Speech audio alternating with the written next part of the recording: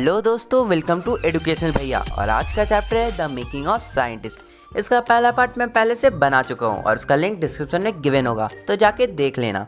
चलिए पार्ट 2 शुरू करते हैं। हमने अपने पिछले वीडियो में देखा था कि ईब्राइट ने एक एक्सपेरिमेंट किया था और उसमें उसने दिखाया था कि स्टार्लिंग बर्ड जो होता है वो मोनार्च बटरफ्लाई को भी खा लेता है, और इसके लिए ईब्राइट को 3rd प्राइज़ मिला था जियोलॉजी में। और चलिए अब जानते हैं आगे क्या होता है। अब वो 2nd ईयर में पहुंच गए थे अपने हाई स्कूल के, और अब उन्होंने नया डिस्कवरी रिसर्च करने के बारे में सोचा। ब्राइट के मन में थॉट आता है कि मोनार्च प्यूपा के ऊपर जो 12 गोल्ड स्पॉट होता है वो क्या बस ऐसे ही है या उसका कोई रीज़न है, क्या वो बस एक डिज़ाइन है। तो वो लोगों के व्यू कलेक्ट करते हैं और उन्हें पता चलता है कि लोगों के अनुसार वो बस एक ऑर्नामेंटल यानी कि डिज़ाइन है, उसका कोई यूज़ नहीं है। पर वहीं ईब्राइट के जो मास्टर थे यानी कि गुरु थे डॉक्टर उरहट, वो इस बात पे नहीं बिलीव करते थे। तो फिर ईब्राइट सोचते हैं कि इस पे एक एक्सपेरिमेंट किया जाए, और वो एक्सपेरिमेंट करते हैं और उनकी एक्सपेरिमेंट से ये पता चलता है कि ये ऐसे ही नहीं है, बल्कि ये जो स्पॉट है 12 गोल्ड स्पॉट, ये एक इम्पॉर्टेंट हार्मोन रिलीज़ करता है जो कि बहुत ज़रूरी है बटरफ्लाई की डेवलपमेंट के लिए। और ये काम वो अकेले नहीं करते, वो बल्कि अपने दोस्तों के साथ करते हैं जो कि साइंस फील्ड में बहुत ही इंटरेस्ट रखते थे। कंट्री लेवल पे तो उन्हें फर्स्ट प्राइज़ मिलता ही है इस चीज़ के लिए, बल्कि उन्हें international science and engineering fair में भी जाने का मौका मिलता है, और वहाँ पे वो 3rd रैंक स्कोर करते हैं जियोलॉजी डिपार्टमेंट में इसी एक्सपेरिमेंट से। इतने सफलता हासिल करने के बाद इन्हें एक चांस दिया गया एक लाइब्रेटरी में वर्क करने का, और वो जो लाइब्रेटरी था उसका नाम था entomology laboratory of the Walter Reed Army Institute of Research. और उन्होंने अपनी समर वेकेशन के टाइम में वहाँ पे बहुत ज़्यादा वर्क किया और एक्सपेरिमेंट भी किया, और उन्होंने अपना एक्सपेरिमेंट मोनार्च प्यूपा के ऊपर चालू रखा, और फाइनली उन्हें फर्स्ट प्राइज़ मिल गया इंटरनेशनल साइंस फेयर में। पिछले बार उन्हें इंटरनेशनल साइंस फेयर में 3rd प्राइज़ मिला था, पर इस बार अब उन्होंने फर्स्ट प्राइज़ जीता।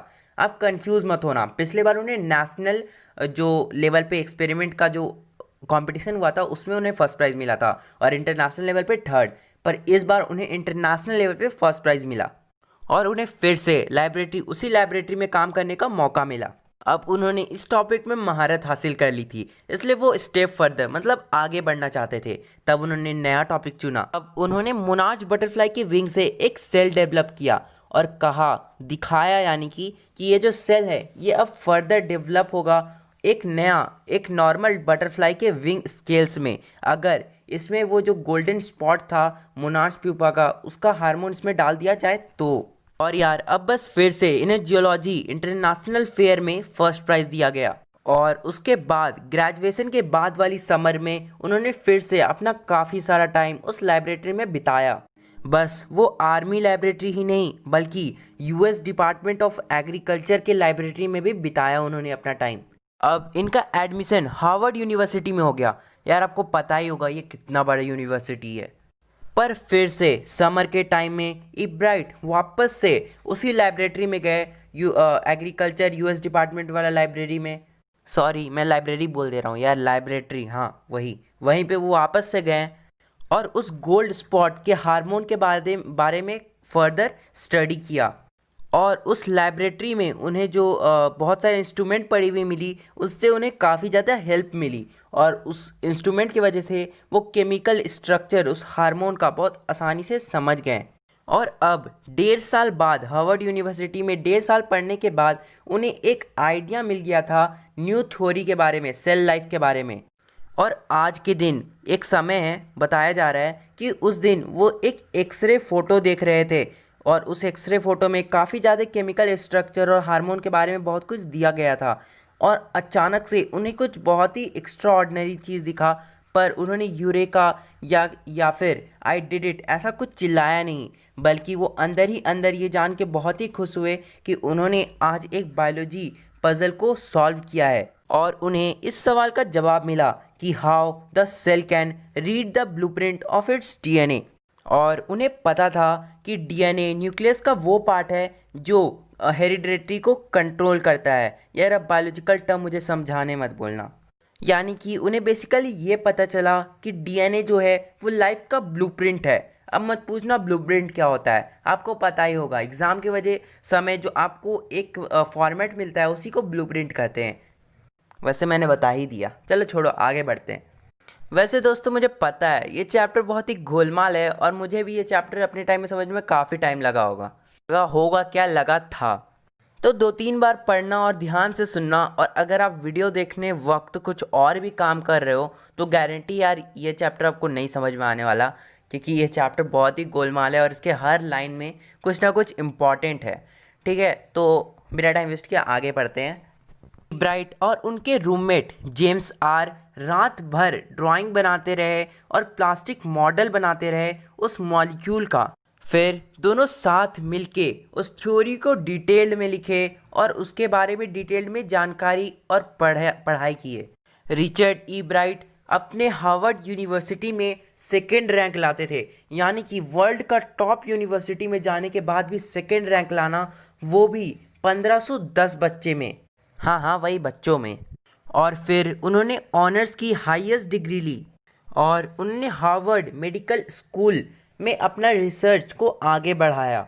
अब वो प्रोसेस ऑफ लाइफ इस नए थ्योरी पे एक्सपेरिमेंट कर रहे थे, और अगर इस चीज़ का उन्हें आंसर मिल जाता तब वो कैंसर और अदर हार्मफुल डिजीज से बचने का तरीका निकाल सकते थे। और आज अगर ये सब पॉसिबल है तो बस और बस ई ब्राइट की साइंटिफिक क्यूरियोसिटी के वजह से, वरना आज शायद कैंसर से बचना मुश्किल था। यानी कि कैंसर का मतलब जो उपाय है शायद इन्होंने ही निकाला था। ई ब्राइट बहुत ही अच्छे चैंपियन डिबेटर बन गए थे, पब्लिक स्पीकर बन गए थे और गुड कैनोइस्ट बन गए थे।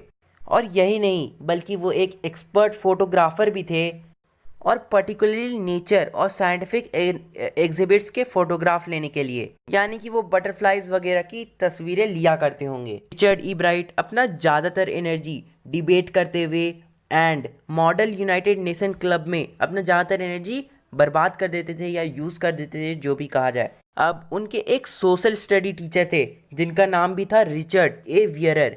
कंफ्यूज मत हो जाना, रिचर्ड ई ब्राइट उनके स्टूडेंट और रिचर्ड ए वियरर उनके टीचर, सोशल साइंस टीचर।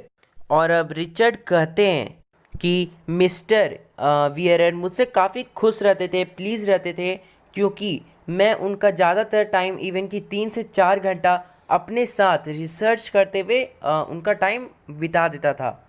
फिर मिस्टर वियरर कहते हैं कि रिचर्ड जो था वो बहुत ही कॉम्पिटिटिव नेचर का था, पर कोई बैड सेंस में नहीं, क्योंकि रिचर्ड को जीतने से यानी कि विनिंग करने से या फिर प्राइज़ लेने से कोई मतलब नहीं था, बल्कि उसे अपनी नॉलेज बढ़ाने से इंटरेस्ट था, अपनी जॉब को दिखाने में, यानी कि वो जो एक्सपेरिमेंट करते हैं उसे लोगों को दिखाने में इंटरेस्ट था, यानी कि for a right reason not for bad sense. यानी कि रिचर्ड जो थे वो कॉम्पिटिटिव स्वभाव के थे, पर उन्हें जीतने या फिर प्राइज़ से कोई मतलब नहीं था, बल्कि उन्हें अपने जॉब मतलब उनका जो एक्सपेरिमेंट है उसे लोगों को बस दिखाने से मतलब था। यानी कि ये एक राइट रीज़न है, सही रीज़न है, और यही चीज़ एक मेन इंग्रेडिएंट है जो कि एक साइंटिस्ट बनाता है, मेकिंग ऑफ अ साइंटिस्ट। अब समझे इस चैप्टर का नाम मेकिंग ऑफ द साइंटिस्ट क्यों रखा गया है।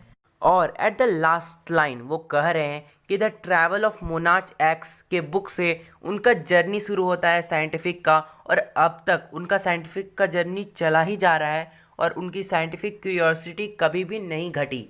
और इस तरह से रिचर्ड ई ब्राइट की पूरी लाइफ स्टोरी मैंने बता दी, जो कि आपके एग्ज़ाम में आएगी। यार अगर वीडियो पसंद आया तो इसे लाइक करो, शेयर करो, चैनल को सब्सक्राइब कर दो, और अगर आपको लग रहा है कि आपका ज़्यादा टाइम खा रहा है और आपको फिर से रिवाइज करना है तो एक काम करो, आप वीडियो के ऊपर के 3 डॉट से वीडियो को फास्ट करके दोबारा देख सकते हो, क्योंकि मुझे पता है पहली बार में पूरा नहीं समझ में आया होगा। चलता हूँ, बाय बाय, अगली वीडियो में मिलते हैं।